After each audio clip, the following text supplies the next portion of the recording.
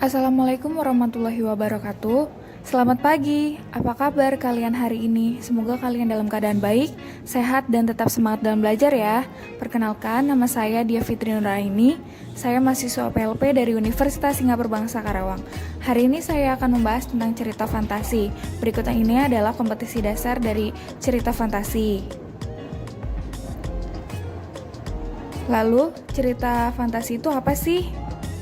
Dari kalian pasti pernah dong menonton film ini. Ya, ini adalah film Frozen.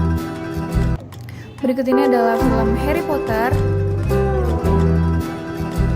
Lalu selanjutnya ada Avenger. Siapa yang gak pernah nonton film Avenger? Ayo.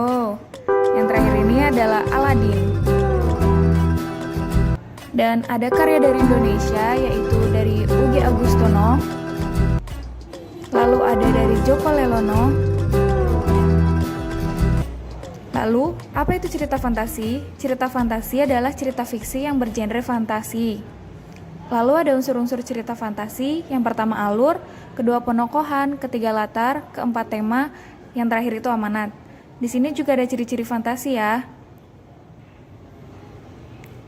Contoh cerita fantasi berikut ini. Harry Potter bisa menaiki burung dan terbang ya. Itu termasuk dari cerita fantasi. Dan ada cuplikan dari film Harry Potter juga. Jenis cerita fantasi. Nah, di dalam jenis cerita fantasi itu dibagi menjadi dua.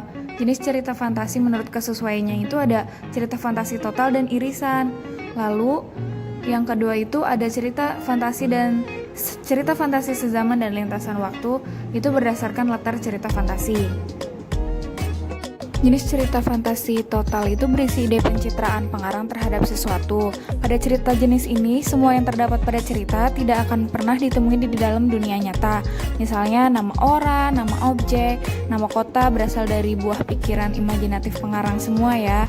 Dan yang irisan itu cerita fantasi yang mengangkat tema fantasi tapi masih merujuk nama dan tempat dalam kehidupan sehari-hari. Selanjutnya latar sezaman, yaitu latar yang dikondisikan dalam hanya satu waktu periode saja, misalnya masa kini. Lalu yang kedua latar lintas waktu, berarti cerita fantasi yang menggunakan dua latar waktu yang berbeda, misalnya zaman sekarang dan zaman prasejarah, atau zaman masa kini dan masa 100 tahun kemudian. Bagaimana pemaparan hari ini? Jika masih ada yang ditanyakan saja ya. Terima kasih.